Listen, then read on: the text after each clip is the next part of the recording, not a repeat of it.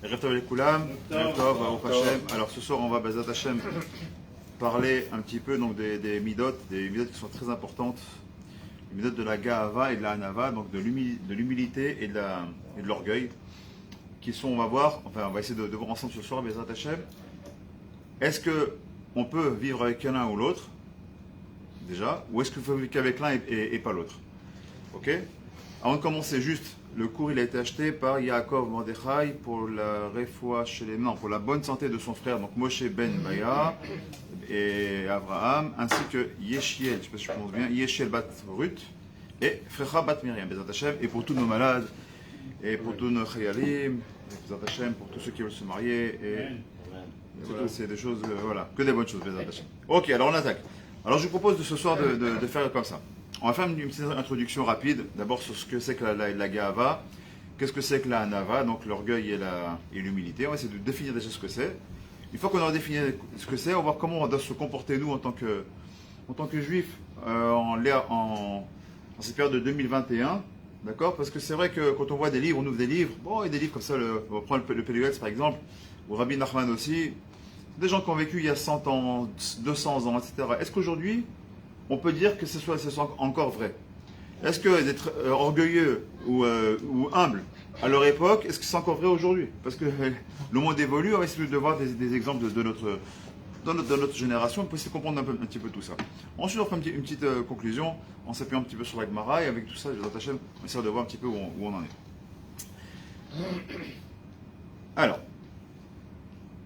déjà, alors je ne sais pas si vous connaissez, en ce moment, on va parler d'une série qui tourne sur Netflix. Donc Netflix, pour ceux qui ne connaissent pas, c'est des séries télé, enfin qu'on a comme ça. Et on nous parle ici qu'en Israël, le number one depuis quelques jours, c'est ce qu'on appelle le Squid Game. Squid Game. Squid Game, littéralement, c'est le jeu du calamar. Donc c'est une série coréenne, où le but du jeu dans cette sidra-là, dans cette série-là, c'est tout simplement des gens qui sont des pauvres gens qui ont plein de dettes, et on va leur proposer un jeu. Ce jeu, eux ils ne le savent pas au départ, c'est tout simplement de venir participer à un jeu, ce ne sont que des jeux d'enfants, des jeux de billes, des jeux de 1, 2, 3 soleil, etc. Ce qu'ils ne savent pas et qui vont se rendre compte au fur et à mesure du temps, c'est que, en fait, ceux qui gagnent, ils passent au jeu suivant, mais ceux qui perdent, ils sont tout simplement éliminés, tués, mamash tués. C'est le but de ce film-là. Alors pourquoi je parle de ça dans un Dvar Torah, dans un Beth Midrash? Quel rapport entre maintenant un barbu qui est en train de faire un Dvar Torah et la télé? Parce que je me suis posé la question. Mais mec, quand on voit des films comme ça, est-ce que c'est une fiction ou est-ce que Béhémet, c'est la réalité? Pour aller un peu plus loin dans ce film, parce que apparemment vous ne connaissez pas, dans cette série-là, juste pour mettre un petit peu dans le contexte, donc il y a des gens qui vont rentrer, ils sont presque 500 personnes à rentrer dans ce jeu-là, et il y a des lois pour ce jeu-là. Et une des lois, c'est que si maintenant la majorité des joueurs décident d'arrêter le jeu, ils ont le droit d'arrêter le jeu. Donc ils sont, je crois, 456 personnes. Premier jeu va se passer, il y a beaucoup de morts qui vont, donc ils sont tous comme ça à BLM, qu'est-ce qui se passe? On ne sait pas ce que c'est ce jeu-là. On voit qu'il y a des morts, des vrais morts. Et donc il y en a une partie qui dit, ah, stop, on arrête là. Et, ok, on est plein de dettes, mais on ne veut pas mourir non plus. Et d'autres qui disent, ok, ben, qu'est-ce qu'on fait? On continue pas. De toute façon, moi, j'ai personne qui m'attend dans la rue, je suis tout seul. Et on voit que quoi? À un moment donné, dans la Sidra, apparemment, qu'est-ce qu'ils disent? Ils arrivent à un consensus de dire, ok, on a la majorité, si la majorité le souhaite, on peut arrêter le jeu. Et c'est ce qui se passe. Ils arrêtent le jeu. Donc on est content, on dit, bon, ben, ça va, ils ont arrêté. Mais le problème, c'est que on voit que chacun d'entre eux réfléchit. Il y a la mort d'un côté il y a mes dettes. Et finalement, j'ai certainement gagné dans ce jeu. Qu'est-ce que j'ai à perdre finalement? Et qu'est-ce qu'ils font? Tout un chacun vont revenir, sachant qu'il y a la mort en fin de parcours. Ils vont tous revenir en espérant finalement gagner. Et c'est ce qui se passe. Et ils vont rentrer dans ce jeu-là, et ils vont continuer, et finalement, au final, il n'en restera plus qu'un. Donc sur 456 personnes, il y a une seule personne qui va sortir vainqueur de tout ça, et malgré tout, on voit qu'ils continuent à y aller. Il y a même un couple à l'intérieur, etc. Et ils vont aller très loin dans ce jeu-là, et il y a des morts et des morts et des morts. Dans ce jeu-là, c'est la bassesse la plus totale de l'humanité. Il y a un mari et sa femme ils vont devoir jouer ensemble, et savoir lequel des deux va mourir pour laisser l'autre vivre, à qu'il y ait d'écart. Il y a un moment donné, il y a des couples qui vont se faire, il y a même des équipes qui vont se faire pour tuer les autres, mais finalement, ils savent qu'au final, ils vont devoir s'entretuer, etc. Et les meilleurs amis du monde qui ont grandi ensemble vont devoir se finir au coup de couteau à la fin. Donc, ceux qui ont pas regardé la Sidra, bon, je raconte un petit peu la Sidra. Et au final, en finale, on voit qu'ils vont tous mourir sauf un. Celui qui a gagné, il est tellement dégoûté de ce qu'il a, de ce qui s'est passé, d'avoir vu son meilleur ami mourir, que même l'argent qu'il va gagner, on parle de milliards de won, il va même pas en profiter. Il va en profiter. Pire que ça, à la fin de cette sidra-là, il va carrément vouloir rejouer. Alors pourquoi je parle de tout ça? Qu'est-ce qui pousse ces personnes-là, qu'est-ce qui pousse ces personnes-là à aller jusqu'au bout? Qu'est-ce que vous dites? La gava. C'est vrai. Maintenant, on revient dans la Torah. Ça ne vous rappelle pas une personne, ça? Paro, non. Non, c'est s'ils n'ont plus rien à perdre, c'est pas la gava. La gava de croire que tu vas réussir. Les explorateurs. Qui c'est, d'après vous? Allez, je vous mets dans la voie, parce qu'on avance un petit peu. Qui, d'après vous, dans la Torah, va croire qu'il a sa place, sachant qu'ils vont être plusieurs? Le Daraba. Korah Ve'adato. Korah, il vient, avec beaucoup d'orgueil, moi, je prends la place de Moshe Rabbeinu. Et il va faire quoi? Il va faire appel à qui? À 250 Talmidei Chachamim. Je vous pose une question, on parle de Talmidei Chachamim, plus Korah qui est un Talmidei Chacham, qui était même un tzaddik normalement. Comme on dit, tzaddik et Tamari, frère, se fait Théot Korah. C'est un tzaddik, cousin de Moshe Rabbeinu, un Lévi, c'est quelqu'un qui est incommensurable. Il y a une seule place. Comment ça se fait qu'ils étaient 250 000 personnes? Je ne me rappelle pas ce film, cette sidra, qui paraît, ouais ça va, c'est qu'un film, c'est une fiction, c'est pas une fiction. Malheureusement, c'est une réalité. On croit que quoi? On croit qu'on est capable. Ah, l'autre il va mourir, c'est moi qui vais réussir.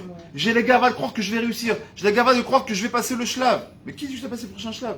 Qui dit que tu vas pas tuer au prochain tour? J'ai tellement d'orgueil, j'ai tellement un bitachon atzmi, qui est tellement un ego qui est tellement grand, que ben, je crois que je vais pouvoir y aller. C'est le sujet que je vais choisir ce soir. Est-ce que l'orgueil est lié à l'égocentrisme? Et si oui, à quel niveau il est lié? Ce qu'on appelle en hébreu la anochiout. Regarde, la anochiout, le seul qui est capable, qui a le droit de dire anochi, c'est qui? C'est lui qui dit anochi Hashem. Quand un homme il a de l'égocentrisme, il a de l'ego, il croit qu'il est quelqu'un, il est une personne, moi et moi et moi, c'est que quelque part, le je, c'est quelque part, il se prend pour Dieu. Et moi, et moi, et moi. Qui peut dire Anochi, si ce n'est qu'Akadosh Baruch? Alors, avant qu'on aille un peu plus loin, j'aimerais avec vous, Bezrat Hashem, prendre le Peleyouet, Rabbi Eliezer Papo, et de voir ce que lui il dit très, très brièvement dans la définition d'abord de la gave, avant la nava. Alors, qu'est-ce qu'il nous dit?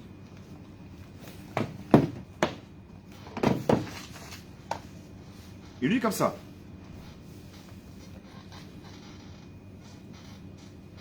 Godel Ra'ata מפורש בדברי רבותינו זכרם לברכה בש"ס ומדרשים שבכל ספרי הקודש ומי זאת אבו מנזר ודסה תועבת השם כל גבה לב. Première chose qui est dite Gemara Sota,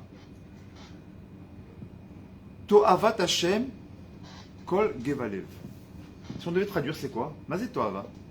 Toava, c'est quelque chose qui répugne, quelque chose qui est répugnant. Toeva. Et de quoi est-ce qu'on parle? Gevalev, celui qui a le cœur orgueilleux. C'est comprendre pourquoi. Déjà, on va aller plus loin. Qu'est-ce qu'on dit tous les Shabbats? Adonai Malar, Geout, Lavesh. Misé, qui est Geout Lavesh. Qui peut avoir l'habit de l'orgueil? Hachem. L'habit de l'orgueil, c'est celui d'Akadosh Baruch Hu. Donc automatiquement, un homme, il commence à peine le livre là, le Peleyouet, pour ceux qui veulent aller voir, d'accord, donc dans le Chelek Aleph, dans le Sharaga Hava. Qu'est-ce qu'il dit Peleyouet au tout début? Qu'est-ce qu'il nous dit? Tout simplement, au nom de la Gemara, Toavat Hashem, ça lui répugne, quelqu'un qui est orgueilleux, que je prie, il me répugne cet homme-là, il veut pas de lui. Il veut pas de lui, il n'en veut pas. Et il continue de dire, V'amu, Beshamta Yeheman Deidbe. Vetachou qui Oved Avodazara. Et pour lui, c'est comme s'il était Oved Avodazara. Pas moins que ça. Ou Keilouba à la Rayot. Et comme s'il c'était une personne qui était Mazé à Rayot. C'est celui qui court après les femmes, qui court après les vices de ce monde-là. Ven afro, vena ob et emetim. Et cet homme-là, il nous dit au nom de la Gemara, de Peleyouet, cet homme-là, il n'a même pas le droit. Je te posais la même question. Pourquoi pas désespoir et Gahava? Pourquoi? Pourquoi tu dis que c'est Gahava et que c'est pas un désespoir? Une personne elle a posé. Parce que dans ce que tu as raconté. Alors, je vais répondre. J'ai une question qui était posée par Hacher et aussi apparemment par quelqu'un. Quand j'ai pris l'exemple tout à l'heure du Squid Game, et j'ai dit que c'est de l'orgueil d'avoir participé à ce jeu. Et des personnes me disent, non, c'est du désespoir. Les gens, ils sont désespérés, ils ont rien. Encore une fois, le désespoir, pourquoi c'est une forme d'orgueil, le désespoir? Ça rabat, mon frère. Comment tu peux tomber dans un désespoir? C'est pour ça que j'ai pris volontairement aujourd'hui Rabbi Nachman, ici, avec le Sefer Hamidot.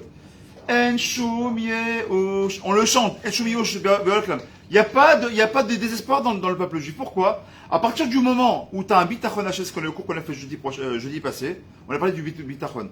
À partir du moment où tu as un bitachon, tu as la confiance en Kadosh Baruch Hu, tu peux avoir désespoir. Si tu as un désespoir, c'est quoi? Pourquoi j'appelle ça de l'orgueil? C'est parce que tu crois en toi. Et vu que toi, excusez-moi le terme, t'as un raté, t'as raté ta vie professionnelle, ta vie maritale, ta vie, etc. T'as rien qui t'attend, t'as pas d'enfant, t'es pas marié, t'as rien du tout. Alors t'es désespéré, tu te lances. Parce que tu crois quoi? Tu crois que en toi. Et quand toi tu crois que t'es un loser, tu crois que tu peux rien réussir, alors tu rentres dans le désespoir. Mais si maintenant t'as la confiance en Kadosh Baruch Hu, tu mets cet orgueil de côté, tu dis ok, je suis rien. Afarvé, faire comme il a dit Abraham Avinu. Ah, dans ce cas-là, t'as la confiance. Et quand t'as la confiance en Kadosh Baruch Hu, alors il n'y a plus de désespoir. Et donc, il y a plus d'orgueil de dire, je vais participer à ce jeu, parce que c'est pas toi qui fais la chose.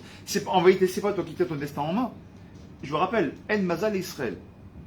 Quand on dit Mouktob, quand on dit les Marocains, on dit toujours c'est Mouktob. En Mouktob, il n'y a pas de Mouktob chez nous, il n'y a pas de destin chez nous. Le destin est dans nos mains. À partir de quoi? À partir du moment où on est capable de s'en remettre à Kadosh Baruch Hu. Il est dans nos mains une condition, c'est qu'on s'en remet à Kadosh Baruch Hu. À partir du moment, c'est ce qu'on va développer tout à l'heure. À partir du moment où tu as une confiance en Kadosh Baruch Hu, et tu es persuadé que Bezrat Hashem, Kadosh Baruch Hu, c'est lui qui te tient en main, qui tient les rênes de ce monde-là, alors tu n'as plus de problème. Alors on va continuer. Surtout un petit peu, je dis, la première phase, c'est la définition des choses. Là, définir un petit peu la Gava et la Hanava. Ensuite, on va essayer de débattre un petit peu tout ça. Ensuite, quels sont les signes maintenant de voir une personne, c'est si oui ou non, il a la Gava ou pas? Parce que la Gava, des fois, ça peut être bien, on va le voir tout à l'heure dans la Gemara, que la Gemara, ça peut être bien quelque part. On va voir.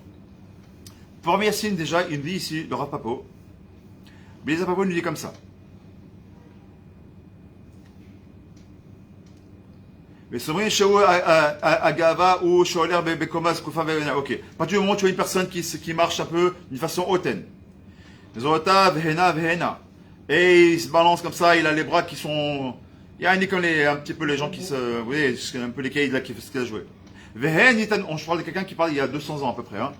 Vehen Yitanu Yodea. Mahu Agava. Aval. Siman Yesh Mikoach Aben Leakir Koach Aav. Qui Akpada Veakaas Vekadome. Celui qui est makpid et celui qui est coléreux, c'est makpid. Celui qui est pointilleux, celui qui est strict. Et ça s'appelle l'Ohen Dieu nous en préserve, même dans la Torah. C'est une personne qui vient, son fils, il a fait une erreur. Azour, tu as passé Azour. Quel chinour tu donnes à ton fils? T'es makpid. L'akpada, ça fait quoi? Que quand ce garçon-là, il aura 14 ans, 15 ans, 16 ans, 17 ans, il dira, toi, lâche-moi avec ta Torah. Azov. L'akpada, toi, t'es Hitler, t'es Hitler en puissance. L'akpada, c'est une forme d'orgueil. Comme il dit, là, c'est pas moi qui dis ça, le Rav Cohen, qu'est-ce qu'il nous dit? Tu sais pourquoi cet homme-là, il est comme ça, il est makpid? À la synagogue, le gosse, il joue. Tu peux arrêter de bouger, tu fais du bruit, tais-toi! Papa, ton gosse, il a 4 ans, t'amènes pas à la synagogue. Non, s'il vient à la synagogue, qui veut aller venir, laisse-le. Il a 4 ans, il n'a pas en âge de comprendre. Le mieux, c'est qu'il reste à la maison. Quel chinois tu lui donnes? Lui, qu'est-ce qu'il va comprendre? Il va dire, synagogue égale, excusez-moi le terme, je me fais gronder pour dire autre chose. Je me fais gronder. Quand je mange un bonbon, mon père il m'empêche parce que le papier ça fait du bruit, alors il m'empêche de le manger. J'ai pas le droit de me lever. Tous les grands ils me disent chut. C'est un endroit que j'ai pas envie d'aller. Laisse-moi tranquille. La kapada, quand t'es strict, ça sert à rien. T'as rien gagné. On dit pas de prendre un enfant qui fait le balagan, qui prend le Sefer Torah, qui joue avec. Pas de ça non plus. Prends un enfant qui est baldade. 6-7 ans, il est en âge de comprendre. Il s'assoit maintenant, il a pas envie de s'asseoir. La file est trop longue pour lui. Nous, en tant qu'adultes, des fois, on a envie de parler avec le voisin. En tant qu'adulte, des fois, on ne tient pas sur notre chaise. Je crois que le gosse, il n'a pas envie de bouger. Il ne tient pas en place. Il a 6 ans, le gosse, il a 7 ans. Il veut sortir un petit peu. Laisse-le y aller, c'est pas grave. Ne sois pas makpid. Et ne sois pas coléreux. Parce que tu as l'effet inverse de ce que tu veux, de ce que tu voulais. Toi, c'est ce que tu voulais. Tu voulais que le enfant, il aime la Torah. fais-le venir, donne-lui une méticoute, donne-lui un goût. Quand il vient à la synagogue, même si tu l'achètes, à cet âge-là, c'est pas grave, il n'y a aucune honte. Voilà, j'ai mon petit frère qui est là, il peut vous dire, il est témoin. À Tedvav là-bas, combien de kilos de bonbons par semaine? 2-3 kilos de bonbons par semaine. Tous les enfants, coco. Et les enfants ils viennent pour ça, pas pour le prix. Oui, et ben c'est pas grave. Parce que dans leur tête, tu es en train de leur dire, dans leur petit enregistrement de leur innocence, synagogue égale méticoute. Synagogue égale je suis bien, c'est un kiff pour moi. J'ai des copains, j'ai des bonbons, je kiffe. Il va grandir, il va comprendre qu'il faut un peu moins kiffer, qu'après il faudra prendre le kidouche, qu'il faudra moins parler. Laisse-lui le temps au temps. Il dit l'orgueil c'est quoi? Tu sais pourquoi il dit l'orgueil à Cohen? Il dit parce qu'en vérité, qu'est-ce qu'il dit l'homme? Qu'est-ce qui me fait ce gosse? Vous le tenir en place. Le fils de l'autre là, c'est un vrai blond. Il est assis pendant 2 heures, il n'a pas bougé. Il n'a pas bougé de sa tête. Il a pris. Ok, il a eu la chance d'avoir un enfant qui est comme ça. Pas tout le monde a la même chance. Moi, que Dieu bénisse mon fils, il était caché Béricouse. Jusqu'à aujourd'hui, il a 20 ans, là, c'est dur de le tenir en place. Comme ça, c'est des natures. C'est pas de lui un mauvais garçon. Ça fait que lui, il est caché Béricouse et que même à l'école, ça ne tient pas. Et que même il fallait que le sport, même au sport, même aujourd'hui à l'armée, il n'arrive pas à tenir en place. C'est sa nature d'être. Tu vas quoi? Tu vas aller à l'encontre de sa nature? Tu vas le forcer? On n'a rien compris. Si on fait ça, on n'a rien compris. Et on va amener à quoi? À être pourquoi encore? Le sujet, le fond du problème, c'est quoi? C'est ma gava. Qu'est-ce qu'il veut dire le rave? Je ne tiens pas mon fils, je n'ai pas d'éducation, comment je tiens mes enfants à la maison, je ne suis pas un vrai père. Mais non, c'est rien de tout ça, tu aurais te poser des questions. Arrête des PZ. Dis-toi tout simplement, c'est un enfant qui a besoin, tout simplement, de s'exprimer. C'est sa façon de s'exprimer. Il y en a des enfants qui crient, des enfants qui pleurent, il y a des enfants qui ne bougent pas, il y a des enfants là, tu as envie de dire, parle, crie, c'est quoi? Tu as envie de le pincer pour qu'il parle. Il est comme ça, on dirait qu'il est mort le gosse. Chacun a des gosses différents. Et nous, qu'est-ce qu'on doit faire? Mais attention, on ne met pas les pieds comme ça. Et comment on doit faire? D'accord, c'est une de Gaval Pialra. Comment on doit faire? On doit tout simplement être moins orgueilleux et de dire ok, comment je vais servir à Kadosh Baruch Hu. Donc deuxième point, on a dit, premier point, les punitions de la gava, c'est quoi? C'est qu'on n'a même pas de traité métim. Pourquoi?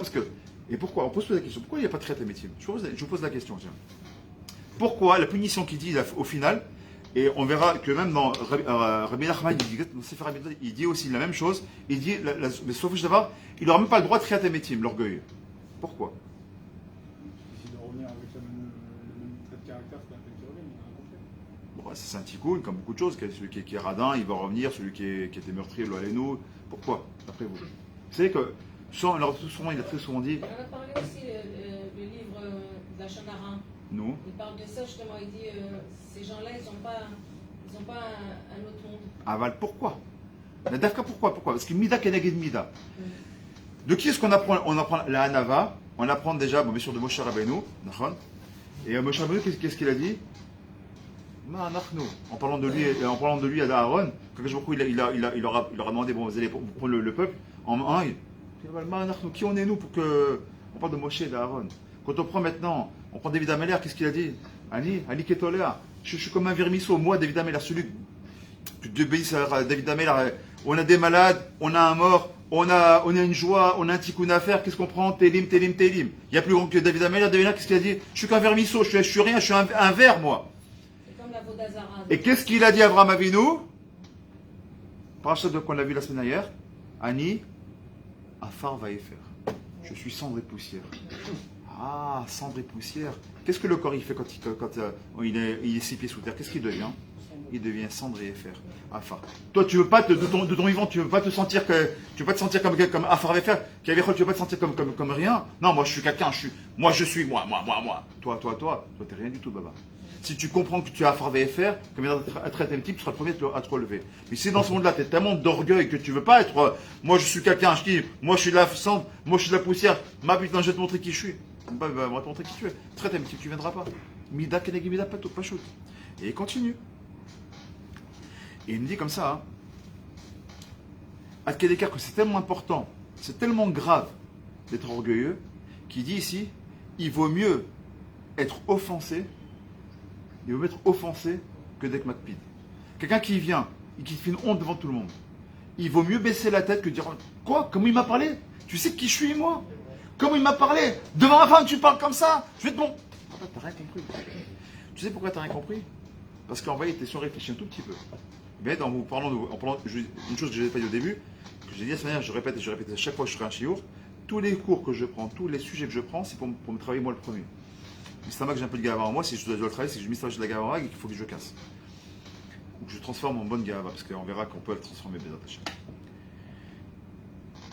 Tu es trop offensé. Dis-moi. Tu sais qui c'est lui? C'est Dieu.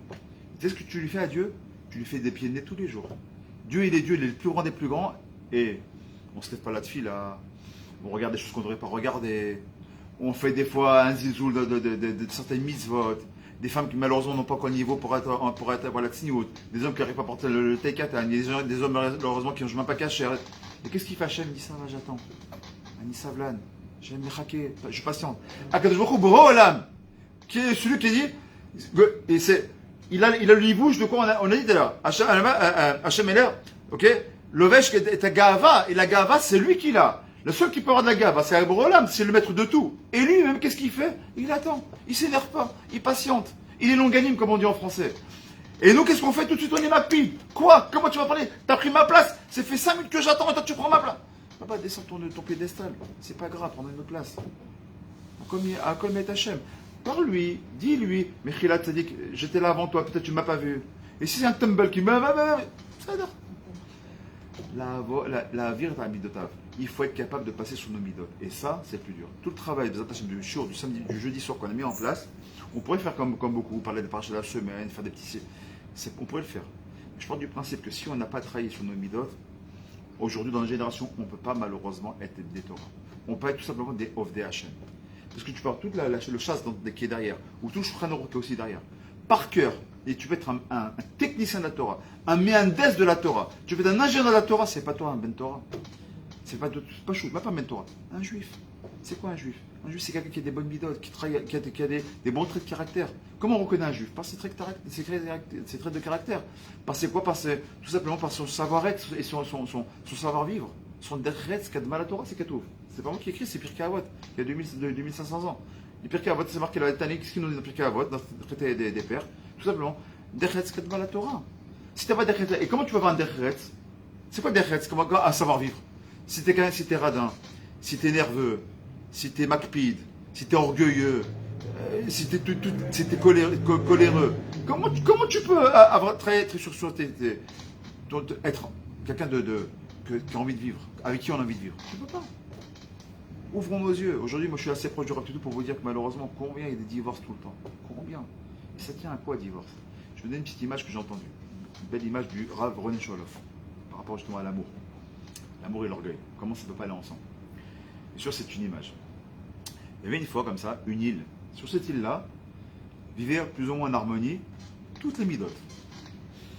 La Gahava, la Hanava, la Hava, le Pachad, le désespoir, tout ce que vous pouvez imaginer. La radinerie, la tzedaka, toutes sortes de bonnes midotes et mauvaises midotes, tout le monde vivait dans cette île-là. Et un jour, on leur annonce, attention, attention, cette île-là, dans quelques heures, il y a un tsunami qui va arriver et qui va ravager toute l'île. Alors là, la mida de la colère, elle se met en colère. Quoi? Il va falloir que je quitte encore cette île? Mais pas du tout, ça me saoule, j'ai pas envie. Mais en même temps, il comprend, il dit, mais attends, mais si je reste, tsunami, je vais mourir. Et il y a un bateau qui vient comme ça, qui vient pour récupérer tout le monde.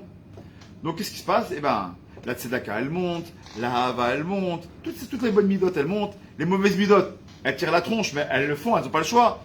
Le radin, il monte, etc. Chacun, il monte. Il y en a un qui ne veut pas monter. Et il dit, moi, je ne monte pas. Tu montes, tu descends, je ne monte pas. C'est qui? La mida de la Gava, dit. Moi, je vais monter, moi, je vais quitter cette île, moi. Tu sais qui je suis, moi? Moi, je ne suis pas comme tous ces moutons-là. J'y vais pas. Dégagez. Vous partez, moi, je reste. Et bon, toutes les midotes, elles sont longues. Il y en a une mida qui monte aussi, mais dit, attends. Je peux pas. C'est les midas de la Hava. Elle dit, il faut aimer son prochain comme soi-même. Donc même si la Gava, elle n'est pas comme moi-même, mais moi je suis la mida de la Hava, je dois l'aimer quand même, c'est ma nature d'aimer l'autre. Je ne peux pas le laisser comme ça. Donc il monte sur le bateau, et le bateau va partir, il dit, non, capitaine, je t'en supplie, arrête, quoi. On doit partir, le tsunami arrive, on va tous se naufrager. Et le bateau, et tout le monde sur l'île. On doit partir. Je t'en supplie un tout petit peu. Attends, je dois le Shachna, comment on dit, je veux convaincre la Gava de monter avec nous, on ne va pas l'abandonner quand même, il va mourir. Qu'est-ce qu'il fait? Il dit, moi je retourne pas là-bas. Tu veux y aller, il y a un canot de sauvetage. Prends le canot, je t'attends quelques minutes. Tu viens pas, je m'en vais. Qu'est-ce qu'il fait là, Hava? Il descend dans le canot, et il rame, on va dire qu'il a un moteur pas plus vite. Il va avec le moteur, il va comme ça directement sur l'île. Il supplie la Gava, je t'en supplie. Monte avec moi, viens, on va dans le bateau, tu vas mourir. Je veux pas. Dégage, j'ai pas besoin de toi, j'ai besoin de personne. J'ai besoin de personne. Là, je t'en supplie, s'il te plaît, viens, suis-moi, suis. Là. Maintenant, qu'est-ce que le bateau? Il a dit quelques minutes elles sont passées, il est parti. Et maintenant, la Hava dit, oh là là, le bateau est en train de partir. Bon, maintenant, je suis là dans mon canot, ben, qu'est-ce que je vais faire? Je pose mon canot, je monte avec toi sur l'île, qu'est-ce que je fais? Qui reste sur l'île? Il nous reste la Gava avec la Hava, ils sont sur l'île. Et qu'est-ce qui arrive? Une demi-heure, 3/4 d'heure après, les vagues commencent à arriver, les grosses vagues, et d'un coup une vague gigantesque, énorme qui vient, qui ravage toute l'île, et la Gava et la Hava, ensemble ils meurent. Qu'est-ce que c'est que cette image que je vous donne là? Cette image qu'on vient de donner ici, c'est exactement l'image dans un couple. Dans un couple où les relations entre un parent-enfant, ou une relation entre deux choutafim dans un travail, une relation simplement une relation dans la société de tous les jours. C'est quand il y a la Ga'ava, même s'il y a de la Hava, au final, les deux ils meurent. Si par exemple dans un couple, il y a un homme qui aime sa femme, mais la femme elle est empreinte d'orgueil, elle veut jamais revenir, elle a jamais tort, c'est comme je veux moi, moi c'est moi qui porte la part à la maison, c'est comme ça. Même si l'homme il aime, même s'il peut être, ou inversement, ça peut être l'homme ou la femme, c'est dans les deux sens. À un moment donné, quand il y a la Hava et la Ga'ava, ça ne se marie pas ensemble. Au final, qu'est-ce qui va se passer? C'est que tout le monde va y perdre. La Ga'ava va amener à anéantir la Hava. Si on a compris ça, cette image-là, on doit comprendre combien on doit faire très très attention. Que quelquefois que la Ga'ava, on peut détruire une famille entière. On peut détruire. Moi, je connais très très très proche de ma famille des gens où des pères et des frères et sœurs ne se parlent pas depuis que je les connais en fait. Ils ne se parlent pas. Il y a toujours une histoire entre les frères et sœurs. Ils sont 6, 7 frères et sœurs. Ils ne se parlent pas. Quand il y en a qui se parlent, ils ne se parlent pas. Tu n'as jamais compris pourquoi. Quand je pose la question, mais pourquoi? Ils ne savent pas. Ils ne savent même pas. Mais il y a tellement d'orgueil. Mais quoi qu'il arrive, moi je suis l'aîné, je ne remets pas. Mais moi je suis si jeune. Moi je sais que j'ai pas tort. Mais moi je sais. Et moi je suis taillé. Et moi je m'en fiche. Et moi. On revient ce que dit au début à l'égocentrisme. Et moi. La nochiout, quand tu ramènes la couverture vers toi, c'est comme dans un couple. Si moi j'ai froid et je prends la couverture vers moi, ben, ma femme à côté va avoir les pieds au froid et elle va avoir froid. Donc moi je vais être au chaud, mais ma femme va avoir froid. Donc qu'est-ce qui va mieux? On doit se rapprocher. Qu'est-ce qu'un couple normal? La femme rapproche de son mari et c'est la couverture les plus courtes. Et bien on se rapproche l'un contre l'autre et on se tient chaud et c'est pas grave. À partir du moment où j'ai la nochiout, je pense d'abord à moi, je tire la couverture vers moi, automatiquement c'est la perdition de l'autre. Et c'est exactement ce qui se passe. Pourquoi la Ga'ava, elle est très grave? Pourquoi ça s'appelle To'ava? Pourquoi ça s'appelle Chas Shalom? Carrément, envie de vomir. To'ava, comment dire, j'ai dit le mot? Hein? Le dégoût, exactement. Pourquoi c'est un dégoût vis-à-vis de Kajbourou? Parce qu'il y a quelque chose. Moi, je suis celui qui donne. Bon, voilà, c'est celui qui donne. Tu mérites pas. Tu es un rachat et je te donne la vie. Tu me fais même pas ton remise, tu manges même pas cachère, tu vis avec Christine, et la nuit, avec Christine la nuit, la nuit, pardon, avec Myriam, et la journée, tu as été avec Christine. Et malgré tout, tous les matins, tu te lèves, je t'ouvre tes yeux. Tous les matins, tu te lèves, il y a le dofek dans ton cœur. Vous croyez que c'est gratuit tout ça? Que je vous crois, il a pas de l'orgueil, bien sûr qu'il a de l'orgueil. On a dit, c'est un de ses habits, l'orgueil. Et pourtant, il a la patience. Et dans le mot sablanout, il y a le mot sevel. Il y a le mot dit, il y a le mot souffrir, il y a le souffrance. C'est ça. Des fois, c'est dur. Casser son orgueil, ça fait souffrir. Mais c'est ça. C'est ce qu'on te demande. Fais ta souffrance, fais ta propre souffrance, mais qu'est-ce que tu as gagné de tout ça? Quand tu es capable d'anéantir un peu ton orgueil, automatiquement tu laisses la place à la Nava. Quand tu commences à détruire un peu cet orgueil-là, tu commences à t'ouvrir à l'autre. Et donc on voit que quoi? Tu seras une source de bénédiction, c'est ce qu'il veut dire ensuite. Alors on tourne la page et qu'est-ce qu'il nous dit ici? Il dit celui qui va avoir un bon jugement, alors il faut qu'il juge son prochain. Qui juge son prochain avec Kavzechut. Et là, c'est pareil. Comment tu peux juger ton prochain avec Kavzechut? En général, si toi tu viens, prenons un cas très concret de la synagogue. Le mec qui vient en retard à la synagogue, une fois, deux fois, tu le regardes, c'est encore, il est en retard celui-là.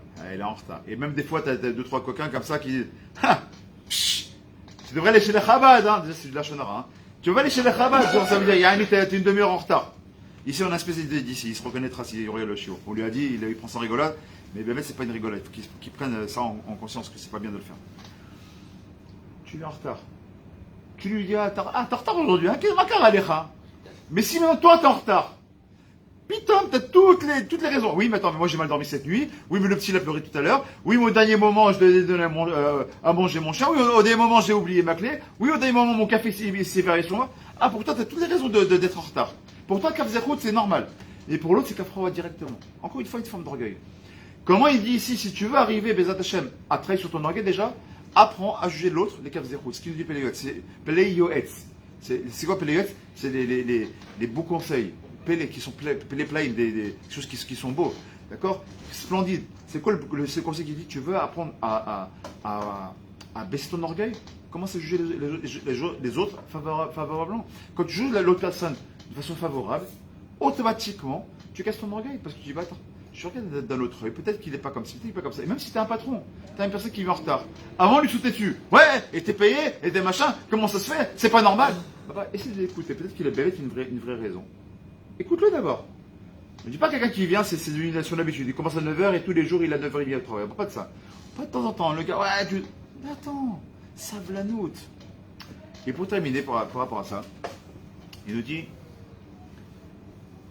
il y a une mitzvah dans la Torah de faire des remontrances. D'accord? C'est marqué là-bas qu'on doit faire des remontrances pour ne pas laisser la personne dans la faute. C'est vrai, c'est marqué dans la Torah. Mais là aussi, faut savoir le faire. comment tu vas le faire? Ouais. Comment tu vas faire ta remontrance? C'est qui va accepter, tu le fais sinon. Déjà, il faut être sûr que la personne à qui tu vas parler, elle soit prête à l'accepter, cette remontrance. Première chose. Deuxièmement, comment tu vas la dire, cette remontrance? Et la remontrance, ça commence, vous savez par qui? S'il y a du monde autour. Vous savez par qui ça commence, la remontrance? Par soi-même.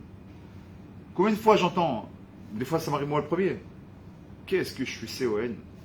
Qu'est-ce que j'ai été bête? Pourquoi tu juges bêtement? Pourquoi tu juges durement? Peut-être que tu n'as pas fait attention. On commence déjà par soi-même. Quand on a déjà, on se juge soi-même. Les kafrova, comment tu veux juger l'autre, les kafzerot? Si déjà avec toi-même, tu es dur. Si avec toi-même, tu t'aimes pas. Vous savez que l'un des plus grands malheurs aujourd'hui de notre société, c'est que les gens prennent tous des cadorim. Et parce qu'ils ont des problèmes de dépression, des problèmes et pire que ça, il y en a qui c'est carrément c'est de la fumette, et pire que ça, carrément c'est de la blanche. Et aujourd'hui, malheureusement, ça touche, c'est un fléau qui touche y compris nos jeunes. Et pourquoi? Parce qu'il y a un mal-être. Il y a les gens aujourd'hui ne s'aiment plus, ils ne s'aiment pas eux-mêmes. Comment tu peux appliquer, tu aimeras ton prochain comme toi-même si déjà toi tu t'aimes pas? Comment tu veux aimer l'autre si toi-même tu t'aimes pas toi-même? T'aimes pas ta vie, t'aimes pas ce que tu es, t'aimes pas ce que tu représentes. Ils sont pas trop durs avec toi. Route. Ouais, tu vois pas, j'essaie de rentrer à la Torah mais c'est dur pour moi, je comprends rien, c'est trop compliqué, c'est difficile pour moi, faire Shabbat, je suis un gros fumeur. Bon, c'est pas grave, vas-y doucement. Si Shabbat n'arrive pas, commence par autre chose. Commence par la cache-route, essaie de trouver une autre issue, une autre entrée, qui va trouver la porte autrement. Tu n'arrives pas à passer par la porte principale, passe par la porte secondaire. Et si la porte secondaire est fermée, passe par la fenêtre. Mais trouve une entrée. Des fois, l'entrée, c'est pas celle qu'on croit. Mais nous, encore une fois, on veut se faire des remontrances. Première chose, donc déjà, se faire des remontrances pour soi-même, déjà, les caves et routes pour soi-même. Après, deuxième personne, bien évidemment, c'est qui? Son conjoint. Qu'est-ce que t'es nul, tu comprends rien. Ah, combien de fois j'entends des maris de leur femme? T'es vraiment naze, hein, tu comprends vraiment rien. Hein. C'est une remontrance que tu lui fais ça. Encore je t'expliquais que c'est assourd de couper le pipel avec le truc bassari après de manger du fromage derrière, tu sais pas encore, je te dis 15 fois, je te dis, bah, t'as pas compris, répète-lui 10 fois, c'est pas grave. Tu sais quand tu ouvres une page de Gemara, tu sais ton rap combien de fois il t'a répété pour que tu comprennes. Quand je disais avec Moshe Shai, Dieu bénisse lui et son père qui est ici présent. Moi j'ai 14 ans, 15 ans, quel âge il a? 14 ans. Quand je suis comme ça, j'ai la tétine et la couche et je l'écoute en train de faire la Gemara et je dis, va doucement, tu vas trop vite pour moi. Papa, il est né dedans. Moi je suis un Chosar B'Tchouva. Depuis longtemps je suis Chosar B'Tchouva, je reste un Chosar B'Tchouva. Lui il est né dans l'hébreu, il est né dans l'araméen. Il peut parler l'hébreu et l'araméen comme moi je parle le français. Il fuse. Je sais pas, tu vas trop vite pour moi. Parce que c'est.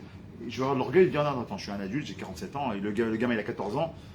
Ça va être presque mon petit-fils et. Mais c'est pas de la gava, au contraire. C'est de la fierté. T'as un petit qui t'enseigne. Mets-toi à son niveau.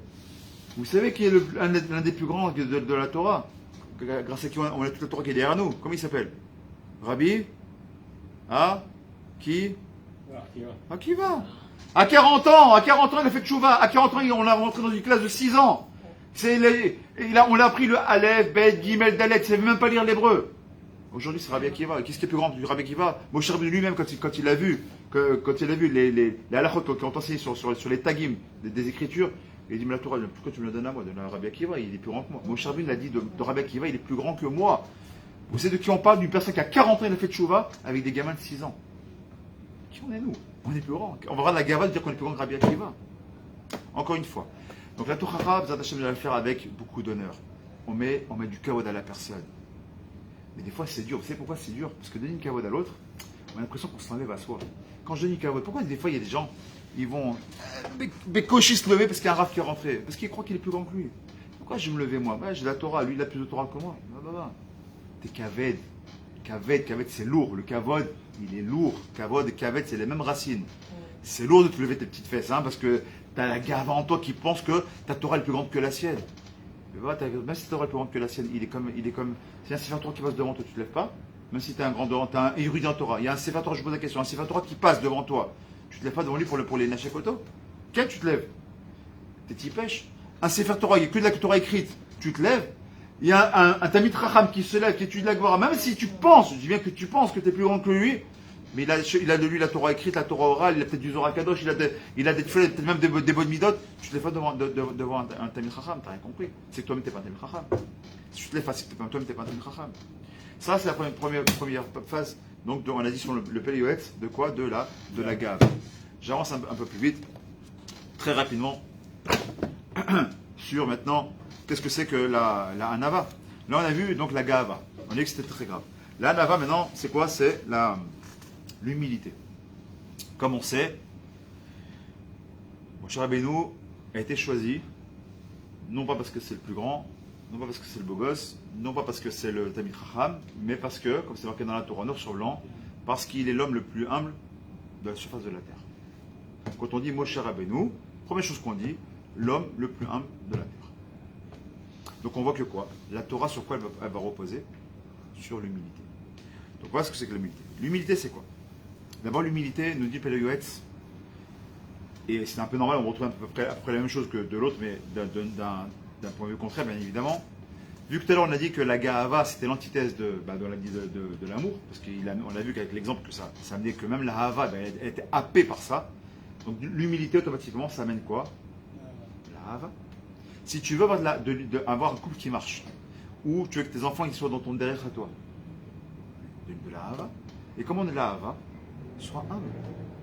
Quand tu rentres à la maison, normalement, quand tu rentres, le papa il rentre, les enfants bien éduqués, en tout cas dans la Torah, ils doivent se lever devant leurs parents. Ils doivent se lever devant leurs parents.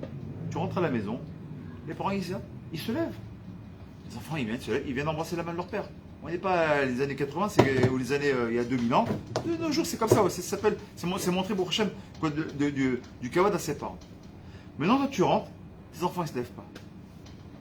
Tu as deux choix. Ou bande, ce qu'on a dit le premier ringard du truc. Parce qu'il y a tellement de gars, il ne comprend pas que ses enfants, ils se lèvent pas. Mes enfants ne se lèvent pas devant moi. C'est grave, je vais les tuer. Ça, c'est le premier. Et t'as le deuxième. Ils s'en fichent. Ils se lèvent pas. Après tout, ouais, ça va, on est en 2021, l'ère vulgaire, on s'entend. Ils rentrent pas, c'est pareil. Puis t'as le troisième, et c'est ce que j'essaie d'être, moi. Depuis que j'ai écouté le Rav Yigal Cohen, ça m'a beaucoup renforcé depuis quelques années que je l'écoute. Qu'est-ce que je fais moi? Quand je rentre et qu'ils ne se lèvent pas, je ne demande pas de se lever, c'est pas grave. Par contre, quand mes enfants ils rentrent, moi je me lève. Quand je suis assis, je suis à la maison, c'est très rare que je sois à la rue, mais quand je suis là, les enfants ils rentrent, je me lève. Parce que quand même, mon fils, il n'y a pas très longtemps, il dit papa, pourquoi tu te lèves quand je rentre? C'est l'inverse qui doit se passer. Je dis c'est pas grave. Je ne vais pas avoir de kavod pour mon fils qui rentre, mon fils qui est alarmé, mon fils qui fait un Vodat Kodesh qui rentre, ça fait plaisir de. Mon fils quand il rentre, Benandek, qui me voit, ceux qui connaissent mon fils, ils savent très bien. À la synagogue, il a 20 ans, c'est pas spécialement un ultra religieux machin, mais aujourd'hui, devant tout le monde, quels que soient ses copains, sa fiancée, que ce soit, il vient, il voit son père, il voit sa mère, il embrasse la main. Il peut être avec des chilonim, pas chilonim, parce qu'il a beaucoup de copains pour Hachem qui sont israéliens ou pas, chiloni ou dati, l'homme est chané, ici qui va embrasser. Mais comment ça a commencé? Toi, papa, tu te lèves devant ton fils, c'est pas grave. Tu es en train de l'éduquer à four à la four. Tu es en train de l'éduquer justement par l'exemple. Il voit l'exemple. Quand moi je vois ma femme qui vient, je me lève devant ma femme. Quand je suis ici, quand ma femme elle rentre, je me lève devant ma femme. Quand je me lève devant ma femme, elle dit t'as pas à te lever. C'est vrai, à quel âge il peut se lever? C'est le kavod que j'ai pour ma femme. Alors, je me lève. Quand je viens, quand je fais les brachot le matin, quand je fais les brachot le Shabbat, je fais le brachot de mes enfants, je fais la brachot sur ma femme. Bien sûr, quand elle peut, bien sûr, quand elle n'est pas disposée, elle m'embrasse la main. Mais après, derrière, je demande à ma femme, fais-moi une bracha, et moi, j'embrasse la main de ma femme. Et pourquoi je le fais? À pied à la il n'y a pas besoin. C'est moi le bal. À pied à la Torah, elle doit embrasser la main de son mari. C'est pas de. On n'est pas en. On a rien à voir. Et pourquoi j'embrasse la main de ma femme? Pour montrer le kavod, pour montrer qu'il y a de l'amour dans le couple, pour montrer que Bémet, une famille, c'est ça. Une famille, et ceux qui ne croient pas, il y a mon frère qui est ici, il pourra vous témoigner. C'est une famille, c'est ça. Une famille, c'est la radout. Et c'est ce qu'il dit. L'humilité nous dit le Péléuet, regardez ce qu'elle apporte. La hanava, gdolam et kulam.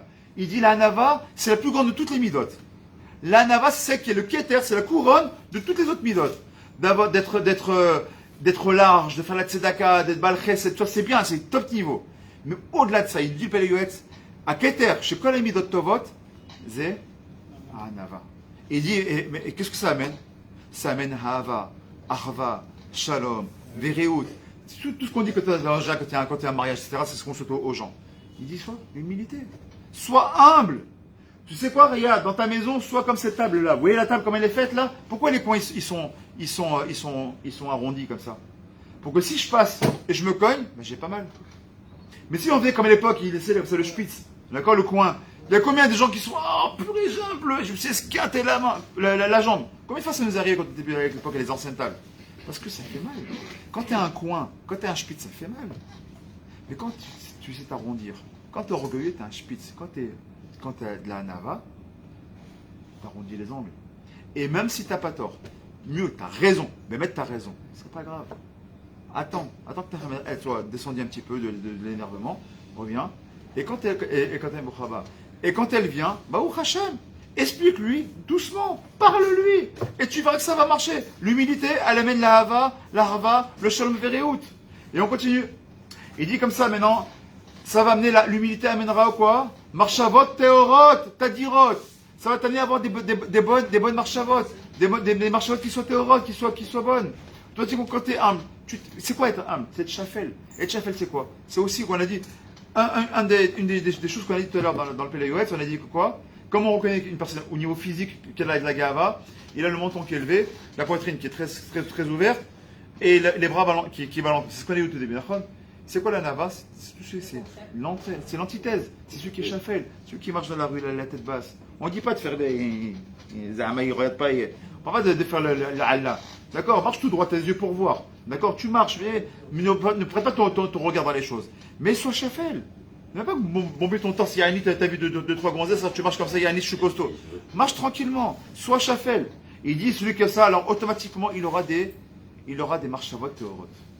Et marchavot théorot nous dit, Mikabel tiflot, il sera sûr que ces tiflot, elles sont mécouvelotes. Chacune de ces tiflot, elles seront reçues. Quand il dit, je prie, ça ne marche pas. Bah, comment tu pries? Si tu crois que parce que tu as prié, tu vas être reçu, tu sais le nombre de personnes qui prient tous les jours avec des camarades qui ne sont pas reçus. Tu crois, toi, d'Afrique, toi, monsieur un tel, tu vas. Il y a un ami, tu as fait une prière, ça y est, on va t'écouter qu'à toi. Bah, il faut les prières, il en faut des prières.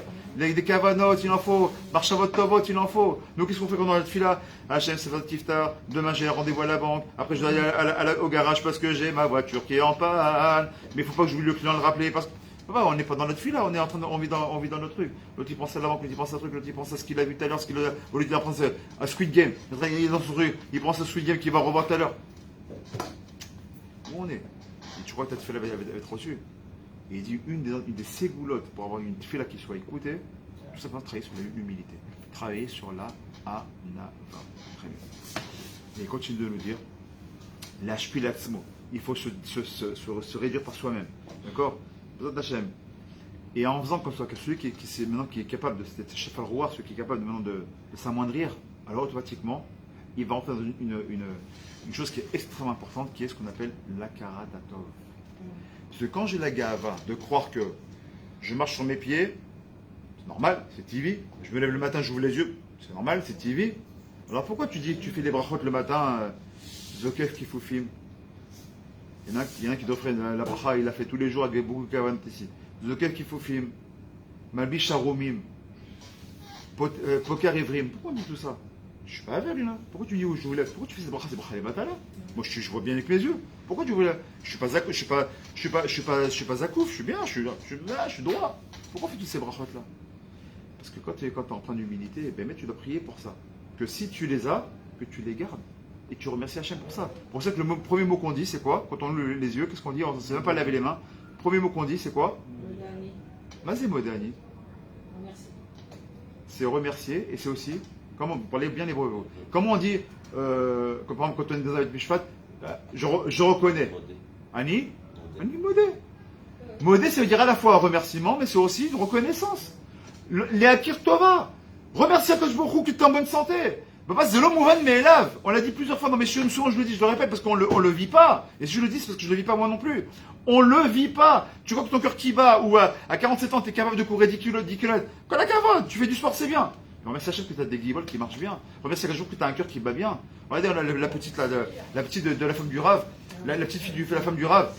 Elle a 4 ans, elle a des poumons, les pauvres qui sont abîmés. À 4 ans, elle est passée sur le billard et passée à un nitoire qui est quelque chose qu'on a envie de réfléchir là-bas, qu'elle n'a plus besoin de reconnaître les hôpitaliers ni personne. Mais tu te rends compte, c'est l'homme mais élève. Moi j'ai ma nièce, que Dieu la bénisse, elle est née aveugle. C'est l'homme mais élève. Nous on croit parce qu'on y va là, ça, mes enfants sont en bonne santé, je suis en bonne santé, tout va bien. Ah, ouvre tes yeux. Et l'humilité d'ouvrir tes yeux et de dire merci Hachem, je mange bien. Il y en a qui, quand ils mangent, ça passe à côté. Ça passe à côté. On avait ici un papy à une époque, malheureusement, qui avait une chaîne ici, etc., qui avait eu un cancer de la mâchoire. Et quand il mangeait, ça coulait à côté. Tu sais que toi, quand tu manges, ça marche bien, tu te plains parce que tu as une petite carie qui te fait mal. Mais papa, tu sais de quoi tu parles. Tu sais de quoi tu parles. Alors combien on doit être en plein d'humilité? Quand tu as l'humilité, première chose que ça te donne, c'est l'envie de dire merci. Quand tu es plein de gava, tu n'as pas envie de dire merci. Tu crois que tout est normal. Bah c'est normal, c'est mon fils, c'est normal qu'il me met un verre d'eau. C'est mon frère, c'est normal qu'il m'accompagne. C'est mon petit frère, bah, je l'appelle, qui m'aide à porter un truc. C'est normal. Pourquoi c'est normal?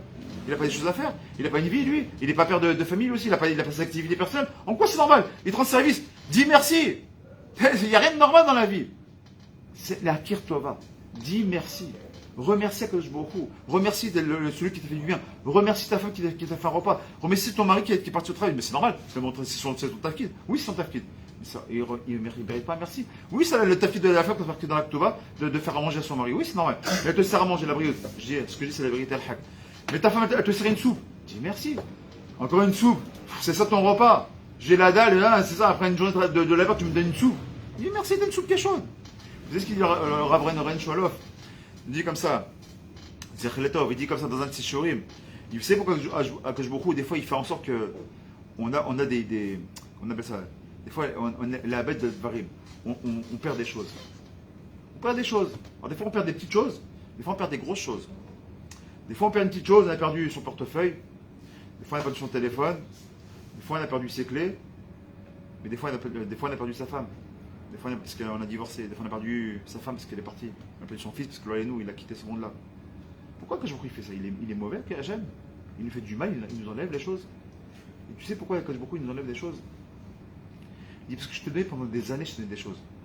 Des années, je te donnais une main une main solide. Et puis des années, je te donnais une tête pour réfléchir, des yeux pour regarder des bonnes choses, des oreilles pour écouter. Et toi, qu'est-ce que tu en as fait? Des yeux que je te donnais pour que tu les mettes dans le livre de Torah, tu sais que tu les as mis, tous tes yeux pendant toute ta vie durant, dans les ch'touillottes, les films, les gonzesses qui passent, les machins, les trucs. Tes oreilles, c'était pour écouter de la shonara. Ta bouche, c'est pour faire du nivoulpé, pour faire de la shonara du matin au soir.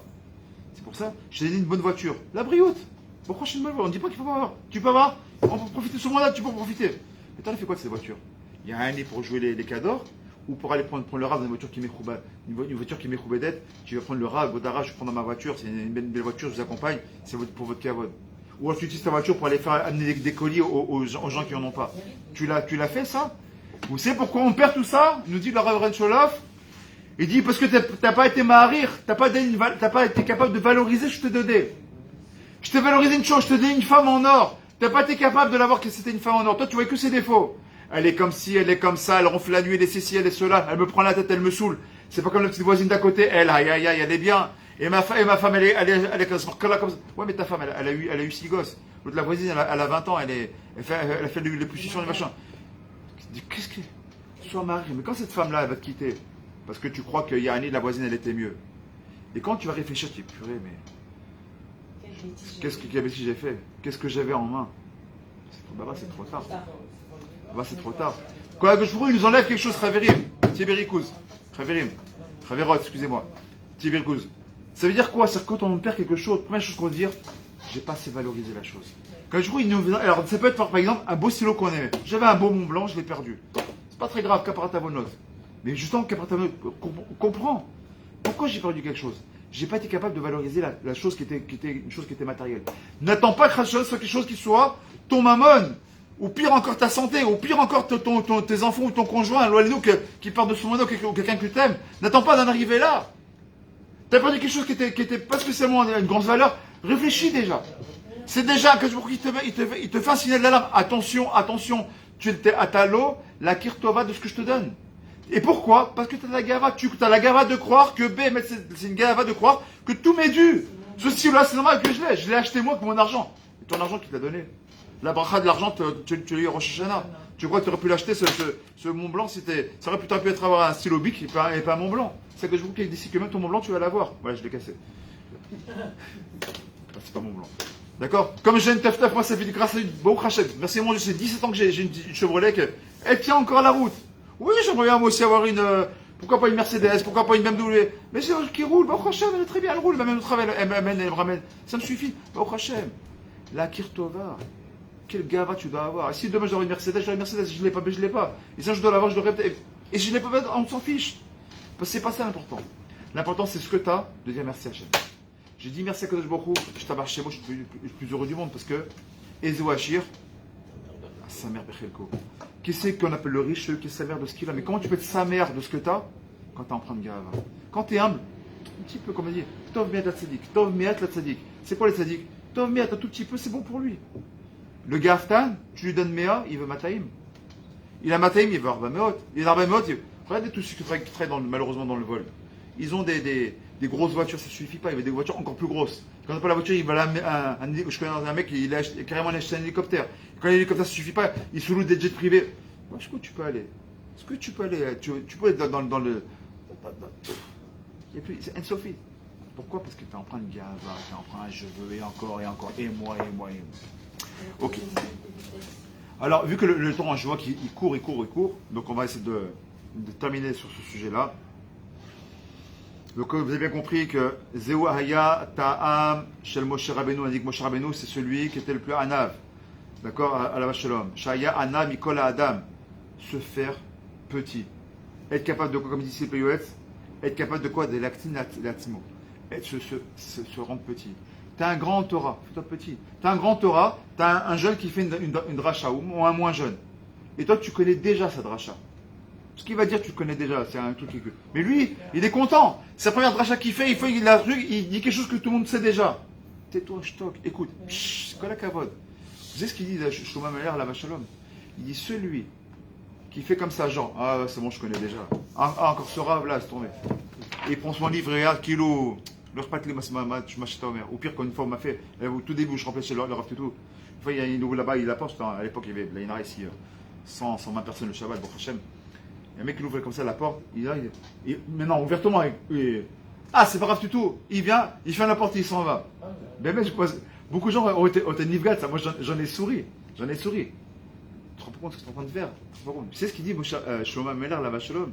Shlomo Meler, il dit, maudit est cette personne. Maudit est cette personne. Vous savez pourquoi il est maudit? Vous savez pourquoi il est maudit? Vous savez pourquoi il est. Parce que ça donne des cochotes. Vous savez pourquoi il est maudit? Il dit parce qu'il n'y a aucune tefila qui sera reçue. Et vous savez pourquoi? Et vous avez compris pourquoi? Mida keneged mida. Encore une fois, pourquoi? Ce Torah, tu le connais. C'est vrai. Tais-toi. Quand toi tu viens et tu dis Hachem Sevatat Tiftar Ashacharit, tu viens à Mincha, Hachem Sevatat Tiftar. Hachem te dit ben, je connais déjà ta tefila, tu l'as dit ce matin, tu l'as dit cet après-midi, tu l'as dit ce soir, tu l'as dit hier, ça fait, t'as 47 ans, ça fait 40 ans que tu dis la même histoire. Je la connais, arrête de me dire tes mêmes mots. Si tu n'es pas capable d'entendre les mots d'un autre, pourquoi tu veux cacher, il entend les mêmes mots à toi? Pourquoi tu veux qu'il t'écoute? Il va très bien dire, mais non. Nous dit Shlomo Meler, que je beaucoup, il prend le livre des Tfilot, et il fait comme ça. Cet homme-là, je ne veux même pas entendre cette fille-là. Pour moi, c'est toi, Eva. Il ferme la. Combien on doit faire attention à nos paroles? Combien on doit faire attention à notre... Comprenez pourquoi j'ai pris le sujet de ce soir de l'humilité et de la gava? Parce que la gava, elle est capable de quoi? Le reste à Ben Adam. Tu fais de plus grand des Tamid Racham, d'avoir des bonnes midotes, mais tu as la gava de tout ça, tu viens la rostacole. Tu es en train de monter un château de cartes, et derrière, trac, tu coupes. Et tout tombe. Comparé à la Zara. C'est pour ça que ça comparait à la Vodazara. Ce qu'on a dit au Pélégat, c'est tout début, la première page, comparer à la Vodazara. Parce que, en fait, pourquoi c'est comparé à la Vodazara d'après vous? Qui peut me répondre? Parce que t'as enlevé la chaîne de ta vie. Bien fait. Et donc, t'as mis qui à la place? Des statues ou autre chose. Non, Oh, pas du quand tout. même, quand même. T'es qui? Dieu c'est moi. Bah oui, Dieu c'est moi. Si tu crois que c'est pas Dieu qui t'envoie la parnassa, si tu crois que c'est pas Dieu qui va envoyer ta femme, tu crois que c'est pas Dieu qui t'a envoyé tes enfants, tu crois que c'est pas Dieu qui t'a envoyé ton travail, tu crois que c'est pas Dieu qui t'a envoyé même ce style-là, tu crois que c'est pas Dieu qui a décidé qu'aujourd'hui vous soyez 10, 12, 15 ou 20 personnes ou 1000 personnes qui te regardent. C'est Dieu qui a décidé. Qu'il y ait 10 personnes ou qu'il y en ait 50, c'est pas Dieu qui décide. Toi tu fiches tes doutes. Tu fais ton effort et Nekuda. Après qu'il y a eu 8 personnes, 10 personnes, 100 personnes, 1000 personnes, c'est pas ton problème. C'est le problème de Borolam. Mais quand tu crois, et moi, et s'il n'y a pas au moins 100 personnes qui viennent, je me déplace pas, bah t'es qui toi? T'es Oved Avodazara parce que tu crois que Dieu c'est toi. Dieu il se déplace pour une personne. Qu'est-ce qu'on a dit avec Sdom Vamora? Qu'est-ce qu'on a dit? Sdom Vamora, des millions de personnes qui font la pire chose qui existe.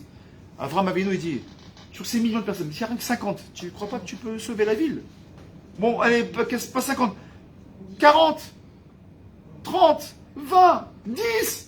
Même 9, il était jusqu'à 9. Vous savez pourquoi 9? Parce que s'ils sont 9 et Dieu il est avec eux, ça fait 10. Jusqu'à 9. 9 sur des millions de personnes.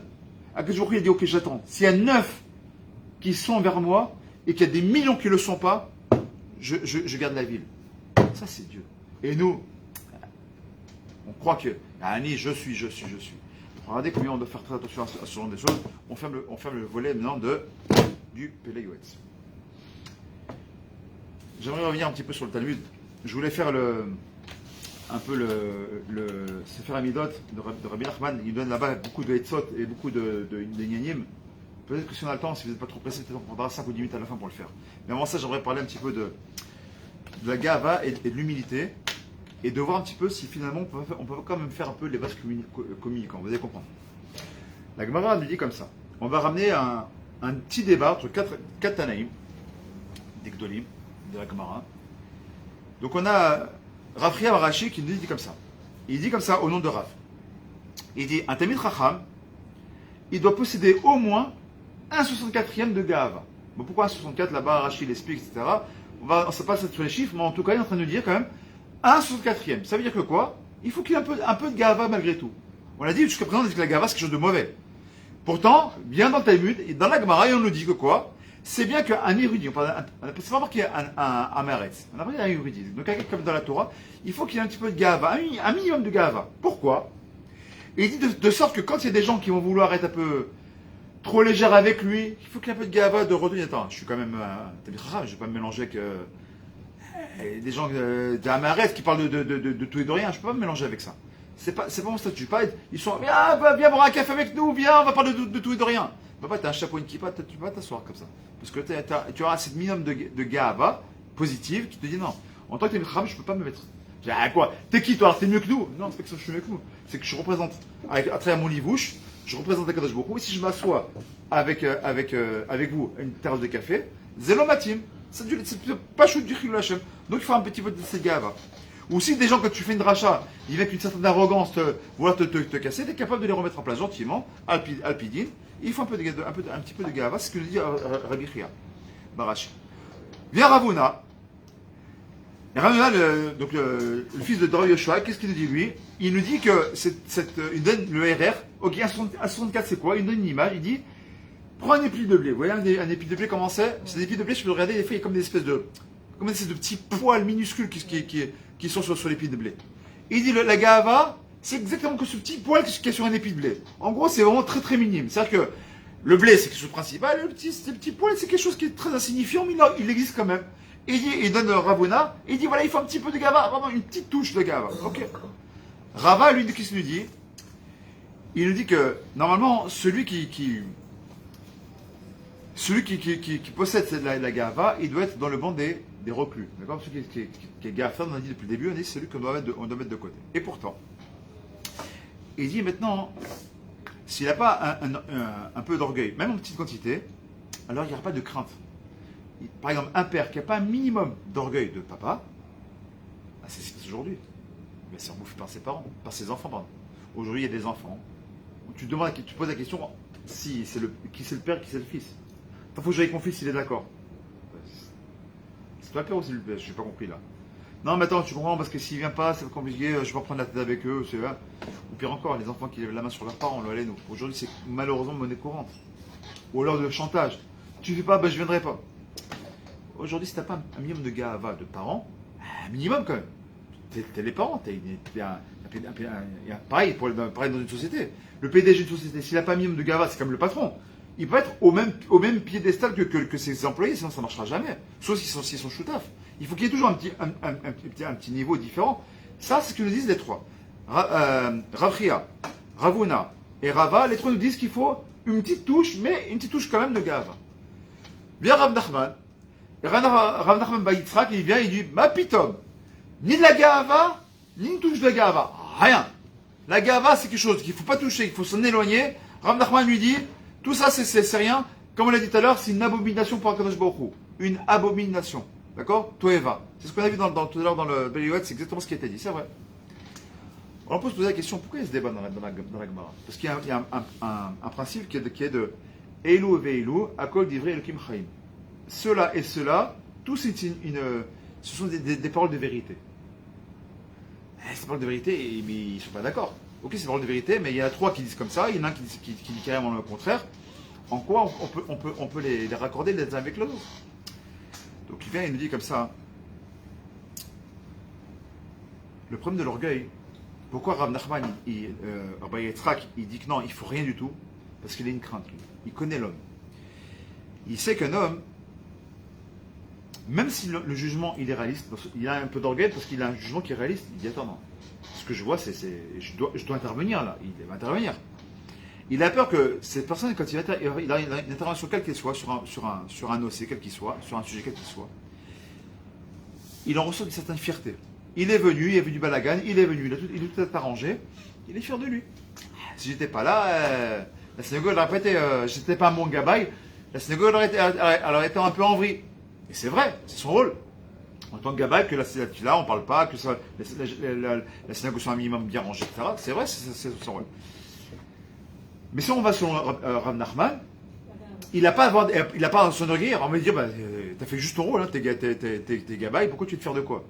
Je suis fier, j'ai bien fait mon travail. Je suis fier d'avoir bien fait mon travail, c'est tout, j'ai rien dit d'autre. Je suis gabaye, j'ai fait mon travail, je suis fier de ça. Il dit, le Rav Nachman, la peur qu'il a ici, c'est que tu ne vois pas la providence divine dans chaque chose. Quand une personne fait quelque chose et qu'elle en est fière de ce qu'elle a accompli, le Rav Nachman dit, oui, mais à travers ça, tout simplement, tu peux mettre la providence divine de côté. Tu peux tout simplement dire que tu ne vois pas dans ce que tu as fait. Et qu'est-ce que tu vois? Tu vas t'attribuer tout simplement tes efforts personnels. Donc tu as l'impression que quoi? Que tu as réussi grâce à tes efforts. Donc on a dit, on risque de quoi? D'avoir une certaine forme d'ingratitude vis-à-vis des Kadosh Baruch Hu. C'est ce qu'il appelle Rav Nachman. Très bien. Pourtant, c'est marqué partout, c'est marqué même dans la Torah, que Akadosh Baruch Hu, il te bénira dans tes actions. C'est une bracha qui a été donnée à Abraham Avinu. Tu seras béni dans tes actions. Même à Adam Arishon, c'est pas Adam Arishon, Akadosh Baruch Hu, il a dit dans tes actions, dans tes efforts, tu seras béni. Donc attends, je comprends pas. D'un côté, si je fais un travail personnel, je n'avais pas le droit d'en être fier. D'un autre côté, si je veux avoir une bracha, par Akadosh Baruch Hu, il faut faire un effort. Exactement. C'est ce qu'on appelle les shtadlut. On doit faire des efforts. Et les efforts humains qui viennent de nous-mêmes, eux, ils sont nécessaires. On est obligé de le faire. Pourquoi? Si je ne fais pas d'efforts, automatiquement, je ne fais pas de bracha. Celui qui croit qu'il va rester comme ça, il dit, bon ben, je ne dois pas avoir l'orgueil de croire que tout vient de moi, tout vient d'Hachem, et ben je ne bouge pas. Quand je me trouve, ben vas-y, je ne bouge pas. Amène-moi un travail, amène-moi je ne vais pas sortir dehors, je ne suis pas de chidour, amène-moi ma kala, elle doit taper à ma porte, sinon je ne vais pas me marier. Tu vas pendant longtemps, à 40 ans, tu ne seras toujours pas marié. Si tu ne fais pas ton effort minimum, ton effort personnel, alors ben, tu ne pourras pas avancer. Ok. Alors on continue. Eh bien, les Khamim nous disent quand même,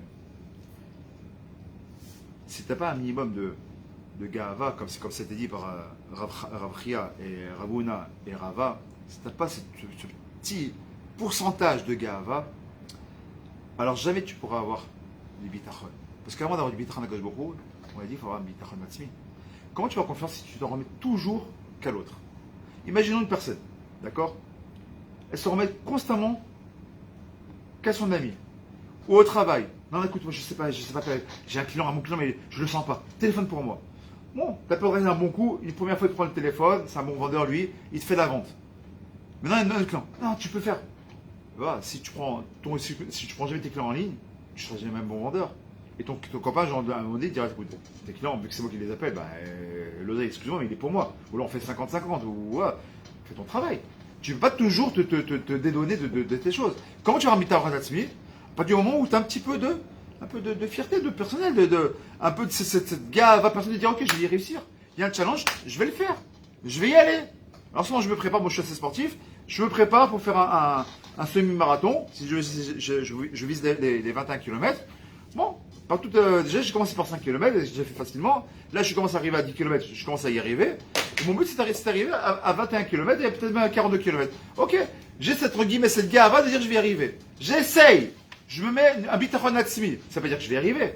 Et ça n'empêche pas que je dois faire des efforts pour y arriver. Tu veux faire un marathon de 40 km, il faut t'entraîner tous les jours, sinon tu n'y arriveras pas.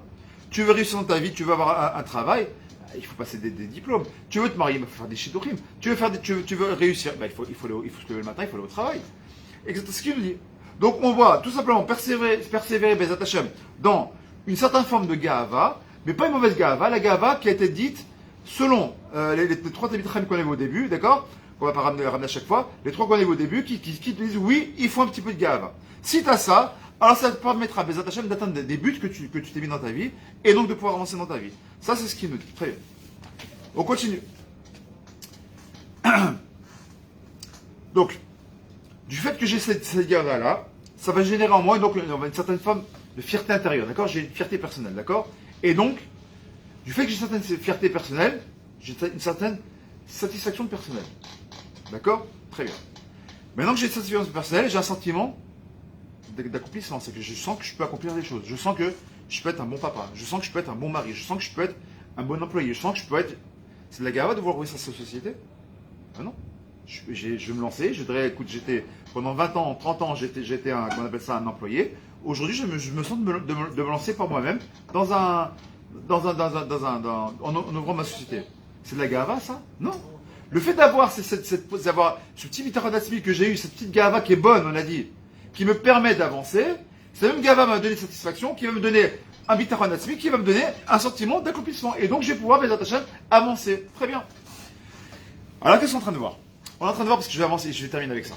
Je vous dis qu'en vérité, quand tu prends cette gava qui est bonne, tu la mélanges maintenant avec l'humilité. Est-ce qu'on peut faire une symbiose entre les deux? Est-ce qu'on peut les mélanger? Nous dit Tabir Habib, il faut être capable de faire une synthèse des deux. Quand tu es capable de prendre la gava et de la anava et de les mélanger ensemble, alors ça donne un bon cocktail. Parce que un, il va atténuer l'autre. Parce que trop humble, c'est pas bon. Si tu es comme c'est marqué, Bemakom, She'en Nashim, Tishtadel Liot Ish. Par exemple, c'est-à-dire, pour ceux qui ne comprennent pas, dans des endroits où il n'y a pas d'homme, comporte-toi comme un homme. C'est-à-dire quoi? Quand tu viens dans un endroit, par exemple, ça m'est arrivé une fois, je ramène ça à moi parce que c'est des cas concrets qui se sont passés ici. Un jour, je viens, le Rav était à Tel Aviv, à Yerushalayim à l'époque, il devait faire un Shabbat à Yerushalayim. Il y avait une personne, je ne sais pas le nom, qui devait faire le Dvar Torah ici. Très bien. Moi, j'étais chez moi, j'étais en train d'étudier Baruch Hashem, j'étais tranquille, etc. Ma femme, du coup, je vais au Shiur, etc. Je dis, bon, moi, j'ai étudié un petit peu, je te rejoindrai un peu plus tard. Très bien. Et la personne qui devait faire Shiur, elle n'est pas venue. Elle a dû se tromper, apparemment, elle s'est trompée. Après, il est arrivé presque une heure et demie en retard, ou une heure et quart en retard. Il s'est trompé d'heure. Moi, je trompé d'une heure. Il pensait qu'il arrivait en avance. Le pauvre, il s'est trompé d'heure. C'est pas arrivé, quoi. Qu'est-ce qu'ils sont venus? Ma femme, elle envoie un petit me chercher. Hacher, on t'appelle en bas, il faut que tu fasses le cours. Quel cours, cher? Il y a un rave qui doit venir faire un cours. C'était pas prévu que je fasse cours. Eh ben oui, mais on t'appelle, il faut que tu viennes. Je prends un livre, je prends un truc. Bon, quelqu'un qui est un peu dans le toit, il y a toujours quelque chose à dire. Bon, je viens, je prends un livre, c'était la bénédiction à l'époque. Et je fais une dracha de 1h15. Si t'es trop humble, oh non, Miani, Machaya, je suis que poussière, baba. Là, je dis à l'époque, il y avait presque 50, 80, combien de personnes il y avait à l'époque, hommes et femmes ici, les jours de Shabbat. Avant le Corona, beaucoup de monde. Tu vas laisser 80 personnes comme ça en plan parce que t'es trop humble. Baba, Tu sais c'est quoi l'humilité? C'est d'avoir à connaître sa place. Tu es capable de dire un Dvar Torah? Fadal, lève-toi, il va faire un Dvar Torah. Lève-toi, c'est ton rôle. Non, c'est la gava. T'es qui toi? Non, je suis rien. Ça, c'est de l'humilité. D'être trop humble, c'est pas bon. Il faudra la gava de dire, ok, je connais ma place. Moi, des fois, je remplace le Rav, on t'appelle, bah vas-y, fin Dvar Torah. Bon, on a fait un très beau Dvar Torah qui avait plu à l'époque. Bon, donc c'est ce qu'on est en train de dire. Et capable d'allier cette humilité et cette gava ensemble pour être capable d'être humble quand il le faut et de gafan quand il le faut. Mais toujours à bon escient. Vous savez, on a dit que Moshe Rabbeinu, c'est celui qui est l'homme le plus humble de la terre. Et pourtant, c'est marqué là-bas dans le livre de Devarim, c'est moi qui me tiens devant vous et Dieu. C'est pas de la gava, ça. T'as Moshe Rabbeinu qui dit, bon, le peuple, restez là, c'est moi qui va parler avec Dieu parce que vous n'êtes pas capable, il n'y a que moi qui est capable de parler avec Dieu. C'est de la gava, ça. Si on parle pas de Moshe, on parle d'un. Restez là, vous, c'est moi qui vais y aller. Qui c'est celui-là? Pour qui c'est pris? Lui, il va dire le patron de tout le monde, c'est ce qu'il va dire Korah. T'es qui, toi, pour aller au nom du peuple? On n'est pas Kadosh, nous aussi. L'homme le plus humble de la terre, il est capable de dire une chose pareille? Ah oui. Mieux que ça. Dans quel livre c'était dit ça? Le livre de Devarim. Qui est-ce qui a écrit le livre de Devarim? Akadosh Baruch Hu? Hein? Qui a écrit le livre de Devarim? Moshe Rabbeinu. C'est pour ça qu'on l'appelle Mishneh Torah. Il a réécrit lui-même la Torah. C'est double gava. Dans le livre de Devarim qui a été écrit par tes mains, tu dis oui, mais il n'y a que moi qui est capable de faire la liaison entre Hachem et le peuple. C'est une forme de gava. Mais non. Ça, c'est ce qu'on appelle la vraie humilité. C'est connaître sa place. Connais ta place. T'es un papa, connais ta place. T'es une maman, connais ta place. T'es un patron, connais ta place. T'es qu'un employé, connais ta place. T'es le Rav qui est là, connais ta place. T'es un simple fidèle, connais ta place. T'es pas le Rav ici. Pourquoi tu parles? Il y a un gars, ouais, la lacha, c'est quoi? Qu'est-ce que tu réponds? Il y a un Rav ici. Tambel, c'est assourd ce que tu fais. Il y a un Rav qui est assourd de donner la lacha devant un Rav. C'est un assourd. Sauf si le Rav te donne le ishour de donner une lacha. Mais pour qui tu te prends? Le mec, il commence, il vient, il est comme tout un chacun ici. Il commence, non, tu ne te sens pas là, ici. Bah, t'es le gava de cette synagogue pour dire qui s'assoit, qui ne s'assoit pas ici. Connais ta place. Ça, c'est de l'humilité, connaître sa place. Je dis non, mais attends, je comprends pas, non, je sais pas, c'est pas grave, laisse les autres faire. Mais non, c'est ta place. On t'a demandé à toi de faire la Torah, pas à un autre. On t'a demandé à toi de prendre la place de faire le rangement. Pas de passer à un autre. Le patron dit à toi d'aller voir tes clients, dit pas à un autre. Il t'a choisi toi, qui sait pourquoi il t'envoie toi pour ce client. Il sait que c'est toi qui es matin pour aller voir ce client. Pourquoi tu vas envoyer un autre? La gave, des fois, d'avoir trop d'humilité, c'est de la gave. De jouer, parce que tu veux jouer les humbles. Et ça, c'est déjà la gave. On termine avec ça. Donc, la Torah, elle a été donnée, parce que ce qu'on a dit tout à l'heure, on dit que la Torah, elle a été donnée dans quelle montagne elle a été donnée, vous savez très bien. Dans la paracha de Béar, là-bas, c'est marqué, la Torah, elle est donnée au Har Sinaï. Et pourquoi la Torah, elle est donnée au Har Sinaï? Comme c'est connu, parce que c'est la montagne la plus humble, la plus basse. Pour dire que, moi, je suis sur la montagne qui est la plus basse, pour donner.